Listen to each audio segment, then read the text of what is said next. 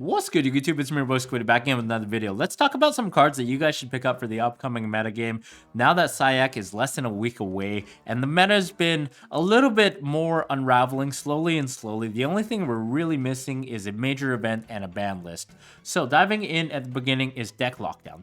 This is an older floodgate that's seen a bit of fringe play around 2014 era-ish when Necros were a thing. Patrick Hoban popularized the playing of Mistake in the mirror match, so your opponent can't search in the Necros mirror match, and Deck Lockdown was similar to that. Essentially how it works is you build your board and then you activate Deck Lockdown so your opponent is unable to add cards from their deck to their hand, and they can also not special summon monsters from the main deck. And this is highly effective because obviously we know a lot of the decks require adding in today's day and age, especially with the new Super Heavy Samurais and the Pirellis. And the thing about Pirellis is they also have to special summon monsters from their deck with the help of their quick play spell cards, and obviously they're not going to be able to do that when you activate Deck Lockdown, so it essentially locks down their complete entire deck. They can't use My Friend Pirelli, they can't use any of the Pirelli effects, and they cannot special summon by using the quick play effects either, so it's very hard for them to get rid of. It's also effective in the Heavy Samurai matchup because they can't do anything, and being a spell is a lot better than a trap, because going second you can still activate it if there are any combos that require them to add or special from their deck on your turn. Even Pirellis being able to special summon like a Pirelli Lily to play around Herald of the Abyss on your turn, if you activate Deck Lockdown, it forces them to chain to special summon that Lily or to do nothing at all, because once Deck Lockdown is in effect, they can't do anything anymore. So this card is actually an ultra rare as it's only holo printing. It's less than $1 on TCG Player from Dual Overload, and I see people are already starting to pick up on this because the trends, the recent completed sales have been for 10, even 20 copies at 50-cent mark. So if you guys don't have this card already, definitely go and pick up a playset of holos. I have to do that myself. I haven't gotten a chance yet, but I'm definitely going to do that. Otherwise, there are some rare copies as well, and I believe if this card does see some play, then chances are that it's going to go up to a $5-6 card. Maybe even the holos being $10 or $15, just like we saw for Book of Eclipse. Like these older cards, even though they have multiple printings, it's hard for players to get because there's no recent reprints, and then the market just goes ballistic. Everyone starts buying them out and the prices go up. Next card I want to talk about, we kind of covered these two in the previous video that I had, but Axe of Fools. This is an equipped spell card that allows the monster to gain 1,000 attack, but more importantly, the effect is negated permanently. So this is very useful in decks like Super Heavy Samurai where you do not have a way to play spell or trap cards except for continuous ones that don't end up in your graveyard, and Axe of Fools is a great way for you to destroy or get rid of some of the popular monster floodgates in the format that could be sided, like Vanity's Fiend or like Fossil Dynapachi Cephalo, for example, not allowing you to special summon. You don't really have a lot of answers. And the thing with Vanity's Fiend is that it's going to be popular in Pirelli because they don't require the normal summon. They special summon all of their guys from their deck using their quick play spell cards, and then they can also protect it in their back row by setting a copy of the Happy Memory, which chooses one card on the field, and the first time it'd be destroyed by card effect until the end of the next turn, it's not destroyed. So if you go ahead and summon an Archfiend Eccentric, or if you're not playing Super Heavy Samurai and you play like Dark Hole or Raigeki, they can protect the Vanity's Fiend with Happy Memory. So that's where Axe of Fools is really important, in my opinion, in decks like Super Heavy Samurai where you can't really use spells or traps to get rid of something, so this allows you to negate it right away. And the other nice thing is you can actually use it to bait out X Purely Noir by getting them to forcibly remove 2 materials and potentially become vulnerable to activated spell cards. Because this is not an activated effect, it's a continuous effect just like Skill Drain. If you attach it to the X Purely Noir, they're forced to chain the effect to bounce this back to your deck, otherwise it will negate the X Purely Noir. So it's very, very nice that it has some crossover in certain matchups. Another card we want to talk about in terms of utility is SYLVAN Princesssprite. This is a card that Pirelli plays in their deck. It's very, very powerful. All it takes is 2 level 1 monsters, which is very easy for the Pirelli deck to do because they can summon Lily as well as copies of Pirelli that they just spam to the table to try and filter for the top 2 cards of the deck to add more quick play spell cards to their hand.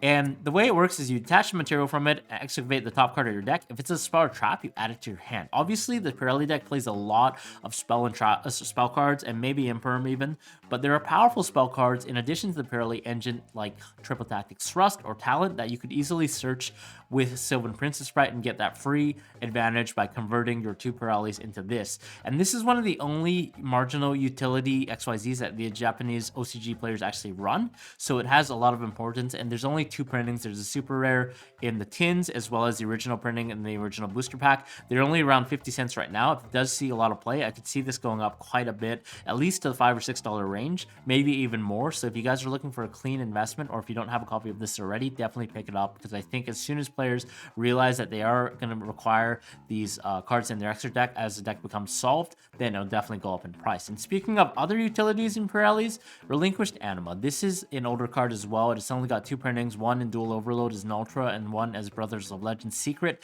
and they're only $2 or $3 right now. You use one level 1 monster, aka a Pirelli monster, and then you can target and punish your opponent if they happen to special summon a powerful monster to the extra deck monster zone underneath it. And it's really nice just to have that as an option. So I think this could float up quite a bit in price if people realize that it's a very staple card in the extra deck for Pirellis. But right now it's cheap. So guys, you heard it here first. Definitely go ahead and pick that up. It's a very, very nice card. And as these cards don't get printings, they're just going to trickle up more and more in price as the market demand goes up higher and higher. If Pirellis are very, very powerful, which I suspect they will be close to tier 1, if not one of the best top 3 decks, then people are going to require more and more of these cards. They're going to be like, oh crap, I should have picked them up before. I don't have them. And the market goes a flux. Everyone starts buying these cards out, and they go up to $5, $10. Even the secret rare could be like $15, even $20. We remember like Celine at the time, it only had 1 printing, but it went up to like $30, which is pretty crazy. And that was just a fringe access code climb link monster. So you never know. This card could go up quite a bit in price. All I'm saying is, guys, go ahead and go on TCG Player and buy them right now if you have access, or go over to your local game store and just buy copies of this, because like these cards are definitely going to see some play and will go up in price. Speaking of other unique tech choices, this guy, PSY-FRAMEGEAR Delta. Everyone's playing PSY-FRAMEGEAR Gamma right now, so they have Driver in their deck already. And what Delta does is, instead of negating monster effects, it negates a spell card that's activated by your opponent while you control no monsters. And there are a lot of powerful spell cards in today's day and age. Even Super Heavy Samurai Wakaushi counts as a spell card because you activate it to your Pendulum Zone, so you can actually negate that. And you can also negate powerful Pirelli spells like the Quick Play spells or My Friend Pirelli. The only glaring defect with this card is that it negates the activation. So if they have another copy, they can just activate it and use the effect, because we're not able to negate the effect. This card unfortunately only says during either player's turn when your opponent activates a spell card while you control no monsters. So not spell card or effect, just the activation of the spell card. So it's a little bit of a bummer that unfortunately if they have another copy or an access to another copy, they are going to be able to use the effect. But it's still quite powerful. You can negate powerful spell cards like Rite of Aramisser, the Triple Tactics Thrust or Talent. Anything that's a starter, even the Cashier Field Spell or whatever, Pot of Prosperity, these are all powerful starters that you can instantly negate. And because we're already playing Driver, it doesn't hurt to have, 6 copies of the PSY-FRAMEGEARs just sucking up energy from the one Driver.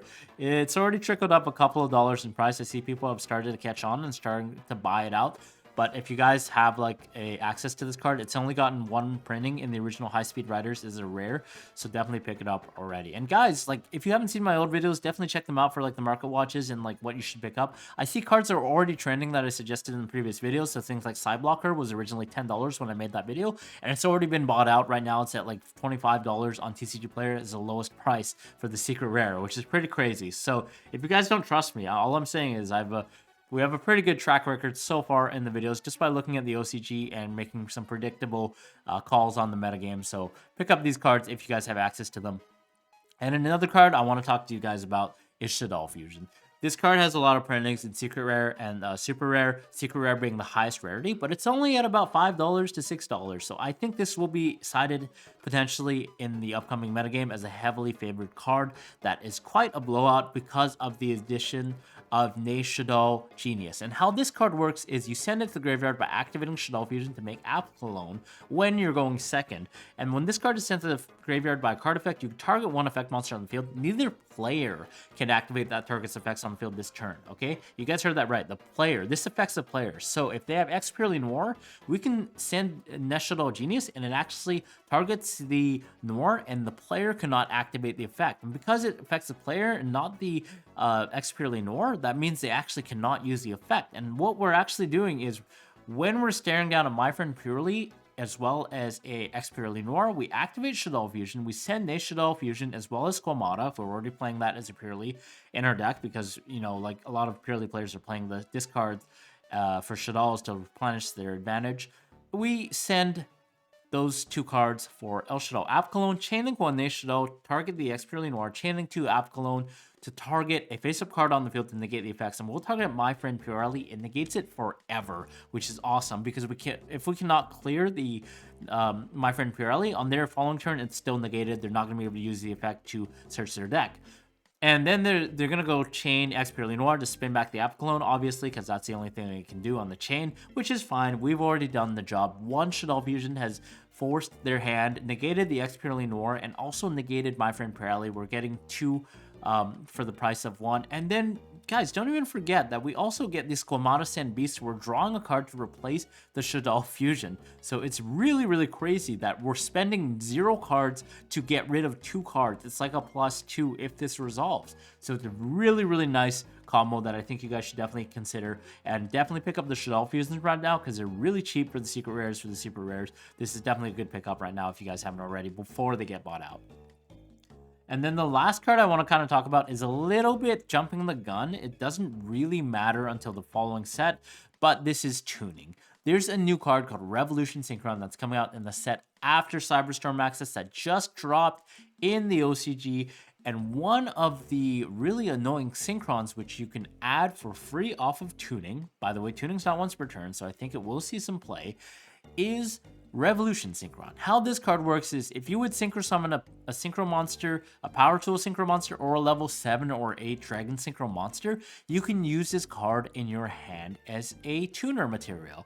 And it's a level 3 tuner. So anytime we have a level 4 on board, we can use Revolution Synchron and the level 4 to make an Ancient Fairy Dragon. And then from there, Revolution Synchron doesn't stop. It's got another effect, because we all know that modern day Yu-Gi-Oh cards have to have multiple broken effects in order to be playable.